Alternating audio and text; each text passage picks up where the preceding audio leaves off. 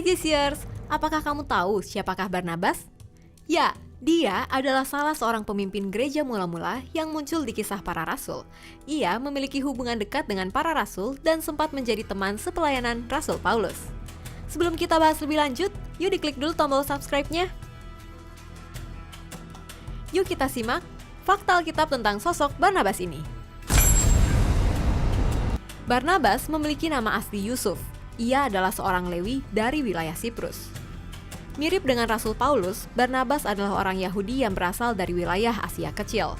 Dia adalah diaspora Yahudi di Siprus. Kisah 4 ayat 36. Nama Barnabas baru muncul setelah kenaikan Yesus ke sorga. Banyak teolog percaya bahwa Barnabas bukanlah bagian dari murid-murid pertama Yesus, 12 murid, 70 murid, dan 120 murid.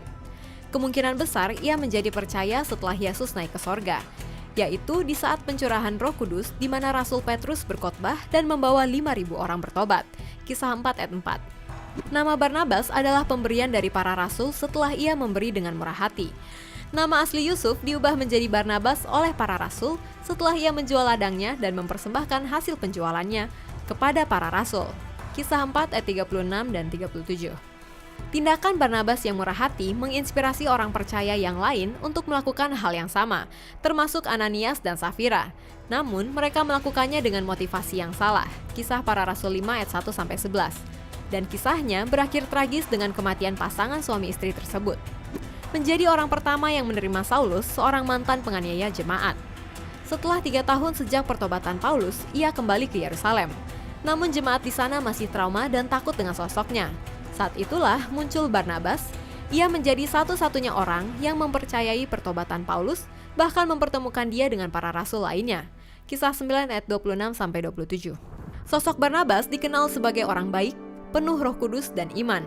Sekalipun Barnabas bukanlah bagian dari ke-12 rasul, namun dia adalah seorang pemimpin gereja mula-mula yang sangat berpengaruh dan juga dikenal sebagai orang baik, penuh dengan Roh Kudus dan iman, seperti tertulis dalam Kisah Para Rasul 11 ayat 22-24. Menjadi mentor bagi Paulus di awal pelayanannya. Saat Paulus kembali ke Tarsus karena menghadapi ancaman pembunuhan di Yerusalem, Barnabas diutus oleh jemaat Yerusalem untuk melayani jemaat di Antiokhia. Di sana, ia teringat oleh sosok Paulus, sehingga ia pergi ke Tarsus untuk menjemputnya dan mengajaknya ikut melayani di Antiokhia. Oleh pelayanan Barnabas dan Paulus, jemaat Antiokhia semakin berkembang dan di sanalah pertama kali pengikut Yesus disebut sebagai orang Kristen. Kisah 11 ayat 20-26. Menjadi rekan pelayanan misi Paulus.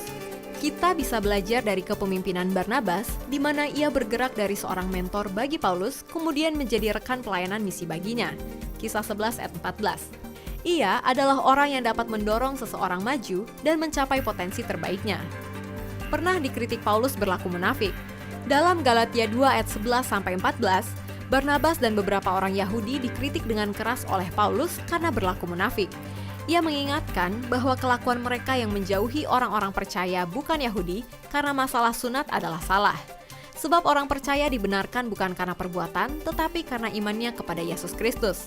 Pada akhirnya, permasalahan ini diselesaikan bersama dengan bantuan Rasul Yakobus sebagai penengah. Berpisah dengan Paulus. Sewaktu Paulus mengajak Barnabas untuk melakukan perjalanan misi kedua mereka, Barnabas ingin mengajak keponakannya yang bernama Markus, namun ditentang oleh Paulus. Perbedaan pendapat itu membuat keduanya mengambil jalan yang berbeda. Paulus akhirnya pergi dengan Silas, sedangkan Barnabas dan Markus. Kisah 15 ayat 35-41. Ada 2 versi kisah kematian Barnabas. Tradisi gereja memiliki 2 versi kematian Barnabas sebagai martir. Yang pertama adalah kisah di mana Barnabas diseret dari sebuah sinagoga oleh sekelompok orang Yahudi, disiksa secara tidak manusiawi dan kemudian dilempari dengan batu sampai mati. Keponakannya, Markus, yang saat itu menjadi saksi mata kematiannya, kemudian diam-diam menguburkan tubuhnya. Versi kedua, menurut catatan lain, Barnabas tidak mati dilempari batu, tetapi dia diikat dengan tali di lehernya, kemudian diseret ke sebuah tempat, lalu dibakar hidup-hidup. Dia bukanlah penulis kitab Barnabas yang kontroversial. Dunia kekristenan sempat digemparkan oleh kitab Barnabas atau Injil Barnabas yang menuliskan bahwa Yesus mengaku dirinya bukan Mesias dan menubuatkan Muhammad akan datang setelah dia. Penulis kitab ini bukanlah sosok Barnabas yang ditulis dalam Alkitab. Para ahli menyatakan bahwa kitab Barnabas ini ditulis di abad pertengahan atau sekitar abad ke-16 dan 17. Sekalipun di dalam kitab ini dituliskan tentang pelayanan Yesus, namun banyak isi kitab Barnabas ini bertentangan dengan isi Injil yang dituliskan oleh murid-murid Yesus Kristus. Beberapa riset menyatakan bahwa kitab Barnabas ini berasal dari Italia dan dipengaruhi oleh karya sastra abad pertengahan. Dan para teolog sepakat bahwa kitab Barnabas adalah kitab palsu atau Injil palsu. Itulah fakta Alkitab tentang sosok Barnabas, salah satu bapak gereja mula-mula yang sangat berpengaruh. Keteladanan hidupnya menginspirasi kita untuk melayani Tuhan dengan segenap hati. Demikian fakta Alkitab. Kalau kamu suka dengan video ini, silahkan di-like, apalagi di komen. Karena itu hal yang paling kita tunggu supaya bisa menjadi berkat juga bagi yang lain. Jangan lupa di-share dan subscribe. Aktifkan tombol lonceng kamu untuk notifikasi video-video terbaru kami. Bagi kamu yang ingin memberkati orang lain, kamu bisa mewujudkannya dengan cara mendukung kami untuk terus memproduksi video fakta Alkitab dengan memberikan donasi minimal Rp100.000. Caranya, kunjungi link ini atau hubungi kami melalui WhatsApp di 0878 7490 5248. Terus saksikan fakta Alkitab. God bless!